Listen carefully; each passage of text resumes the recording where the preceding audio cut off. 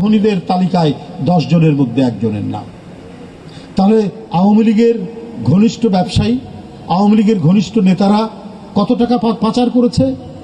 একজন চট্টগ্রামের এমপি তার 200 মিলিয়ন পাউন্ডের কয়েকটা বাড়ি পাওয়া গেছে এবং পরস্পর এটা স্বীকার করেছে। লন্ডনে, ইংল্যান্ডে তার সম্ভবত 250 মিলিয়ন পাউন্ডের বাড়ি সেখানে পাওয়া গেছে। তার জনগণের টাকা বিদ্যুতের নামে, কুইক রেন্টালের নামে, বিভিন্ন প্রজেক্টের নামে, সেটা মেট্রো রেল হোক, আর সেটা পদ্মা সেতু হোক, আর সেটা আপনার ওই রূপপুর অ্যাটমিক প্রকল্পের হোক, কিছুটা তো চাক্ষুষ ঘটনা। একটা বালিশ তার বিল করা হয়েছে 22,000 টাকা। একটা পর্দা, কয়েকটা পর্দা তার বিল করা হয়েছে 7 লক্ষ টাকার উপরে। এগুলো তো নমুনা, দুর্নীতির নমুনা। শেখ হাসিনা তার নমুনা আরো পাওয়া যায় যে ফরিদপুরের ছাত্রলীগের সভাপতি 2,000 কোটি টাকা পাচার করেছে। তো এই একটা দুর্বৃত্ত পীড়িত লুটেরাদের রাজত্বে আমরা বাস করছি। ইসরায়েল যখন হামাসের উপর আক্রমণ করছে,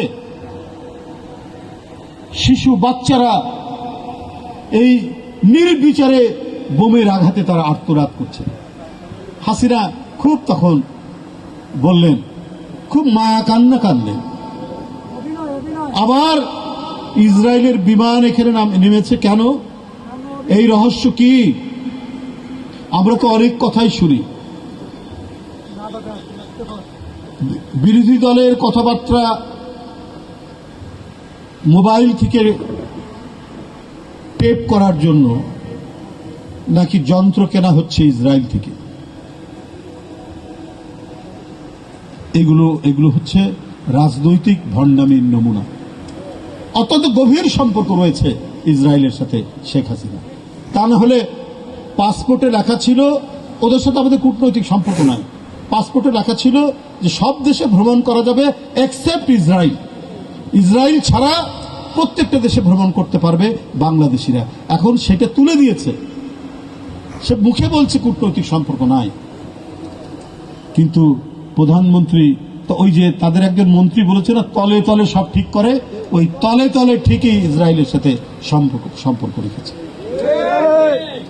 অনেক ষড়যন্ত্র চক্রান্তকে তিনি জড়িত হয়ে বাংলাদেশের স্বাধীনতা, সার্বভৌমত্বকে আজকে দুর্বল করার জন্য, এবং এই দুর্বল করে প্রভুদেরকে খুশি রেখে তিনি বাংলাদেশের ক্ষমতা দখল করে রাখতে চান। এইটাই হচ্ছে তার অভিপ্রায়। বন্ধুরা আমার, আমাদের যে লড়াই, জাতীয়তাবাদী শক্তির যে লড়াই, এটা যেমন গণতন্ত্রের, আবার আমাদের স্বাধীনতা রক্ষার, সার্বভৌমত্ব রক্ষার লড়াই। এই লড়াই শুরু করেছিলেন জিয়াউর রহমান, এদেশের মহান স্বাধীনতার ঘোষক, এদেশের মহান গণতান্ত্রিক আন্দোলনের এক অসম সাহসী সেনাপতি দেশনেত্রী বেগম খালেদা জিয়া। তিনি সবসময় সোচ্চার থেকেছেন স্বাধীনতা সার্বভৌমত্বের পক্ষে। এখন সেই পতাকা শক্তভাবে ধারণ করেছেন দেশনায়ক তারেক রহমান।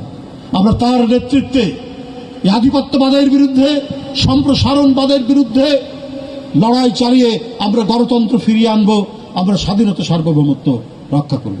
যারা আমি শেষ বন্ধুরা, আপনারা যারা আজকে এই কয়েকটি থানায়, এই 18 আসনে যারা গ্রেপ্তার হয়েছিলেন, নির্যাতন ভোগ করেছেন, আমি তাদের প্রতি সহমর্মিতা জ্ঞাপন করে এবং তাদের রাজনৈতিক সাফল্য এবং দীর্ঘায়ু কামনা করে আমার বক্তব্য শেষ করছি। ধন্যবাদ।